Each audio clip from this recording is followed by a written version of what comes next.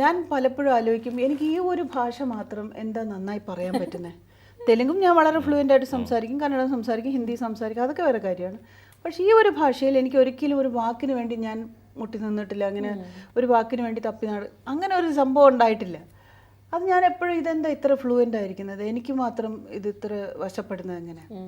അപ്പോൾ ഞാൻ വൈദീശ്വരൻ കോയിലിൽ ഒരു നാടി ജ്യോത്സ്യം നോക്കാൻ പോയി, ഏട് നോക്കുമല്ലോ.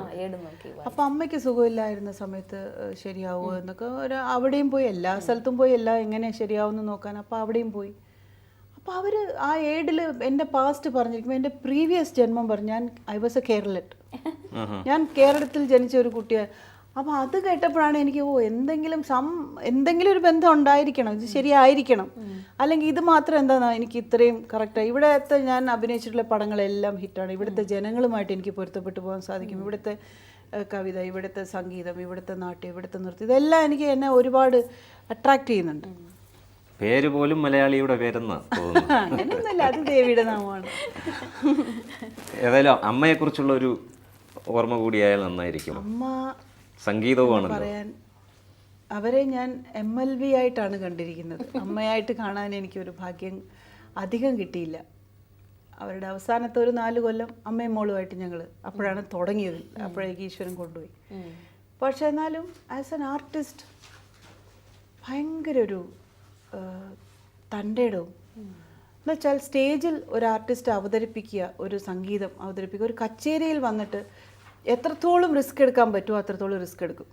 അതിന് മടിക്കില്ല, അവർ പേടിക്കില്ല. ഒരു അറ്റംപ്റ്റീവാണ്. മ്യൂസിക് എല്ലാം അവിടെ വെച്ച് മ്യൂസിക് സൃഷ്ടിക്കപ്പെടും. ഒരു രാഗം താനം പല്ലവി താനം പാടിക്കൊണ്ടിരിക്കുമ്പോഴാണ് അവർ പല്ലവി സെറ്റ് ചെയ്യുന്നത് മൈൻഡിൽ. അപ്പോൾ വയലിനിസ്റ്റ് വായിക്കുമ്പോൾ അവർ പല്ലവി സെറ്റപ്പ് ചെയ്ത് കളയും.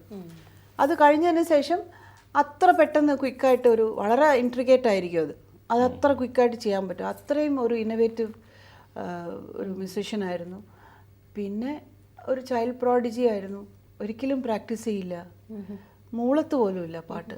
പക്ഷേ സ്റ്റേജിൽ കയറിയാൽ വോയിസ് മൊത്തം ക്ലിയറായി എല്ലാം. ആൻഡ് എന്തെല്ലാം കുടുംബത്തിൽ പ്രശ്നങ്ങളുണ്ടെങ്കിലും കണ്ണു അടച്ച് സാന്ന് പറഞ്ഞാൽ പിന്നെ ആള് വരെ. ആ ഒരു ട്രെൻഡ്, ആ ഒരു ആറ്റിറ്റ്യൂഡ് ഞാൻ അവരുടെ അടുത്തു നിന്നാണ് പഠിച്ചത്. ഏറ്റവും ദുഃഖിക്കുന്ന സമയത്ത് പോലും ക്യാമറയുടെ മുമ്പിൽ പോയി നിന്നാൽ എനിക്ക് എന്ത് കോമഡി വേണമെങ്കിൽ ചെയ്യാൻ പറ്റും, എന്ത് വേണമെങ്കിൽ അഭിനയിക്കാൻ പറ്റും, എത്ര പേജ് ഡയലോഗ് വേണമെങ്കിൽ പറയാൻ പറ്റും. ഒരിക്കലും എൻ്റെ തൊഴിലിനെ അത് ബാധിച്ചിട്ടില്ല. അപ്പോൾ അത് അവരുടെ അടുത്തു നിന്നാണ് ഞാൻ പഠിച്ചത്. അതേപോലെ കൂടെ നിൽക്കുന്ന ആൾക്കാരെ കെയർ എടുക്കുക. Taking care of another human being is an art എന്ന് പറയും അവർ. നിന്നെപ്പോലെ തന്നെ നിൻ്റെ കൂടെ നിൽക്കുന്ന ഒരു വ്യക്തി, അല്ലെങ്കിൽ നിന്നോടൊപ്പം ജോലി ചെയ്യുന്ന ഒരു വ്യക്തി, അല്ലെങ്കിൽ നിൻ്റെ ഫ്രണ്ടായിരിക്കാം, ആരും ആയിരിക്കാം, അവരെ നിന്നെപ്പോലെ തന്നെ നീ സ്നേഹിച്ചു തുടങ്ങിയാൽ അൺകണ്ടീഷണൽ ആയിരിക്കണം എന്ന് പറയും.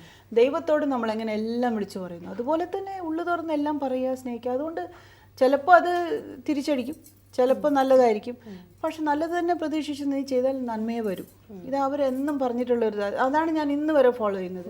ചിലപ്പോൾ ഞാൻ ഓപ്പണായിട്ട് പറയുന്നത് എനിക്ക് തന്നെ അത് എന്നെ ബാധിക്കുമായിരിക്കും, പക്ഷേ ഞാനത് മൈൻഡ് ചെയ്തിട്ടില്ല.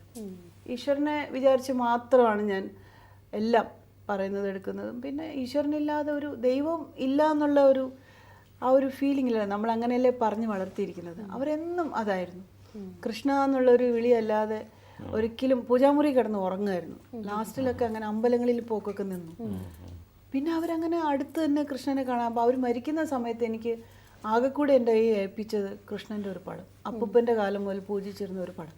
ഇതാണ് എൻ്റെ കൈ തന്നത്. എനിക്ക് തരാൻ ഇതേ ഉള്ളൂ. പിന്നെ ചില അഡ്വൈസസ് ഒക്കെ തന്നു. അവരന്ന് എന്തെല്ലാം പറഞ്ഞു അതൊക്കെ ഇപ്പോൾ സംഭവിച്ചുകൊണ്ടിരിക്കുന്നു. അതേപോലെ അവരെ ആസ് എ പേഴ്സൺ എനിക്ക് ഫോളോ ചെയ്യാൻ പറ്റിയില്ല. ഒരു വ്യക്തിയായിട്ട് എനിക്ക് ആസ് എ ഹ്യൂമൻ ബീയിങ് എനിക്ക് അന്ന് അത് പറ്റിയില്ല. പക്ഷെ as an artist an par excellence ആണ്. ഒരിക്കലും അവർക്കൊരു കമ്പാരിസൺ കൊടുക്കാൻ പറ്റില്ല. ഇവരെ പോലെ ആയിരുന്നു അവർ, എൻ്റെ അമ്മ ഇന്നാരെ പോലെ ആയിരുന്നു, അങ്ങനെയൊന്നും പറയാൻ പറ്റില്ല. പക്ഷേ ഭയങ്കര ഒറിജിനാലിറ്റി ഉള്ള ഒരു ആർട്ടിസ്റ്റാണ്. ഒത്തിരി ഡിഫിക്കൽട്ടുമാണ് അവരുടെ സ്റ്റൈൽ പഠിച്ച് പാടുക എന്നുള്ളത്, ഒത്തിരി ഡിഫിക്കൽട്ടാണ്.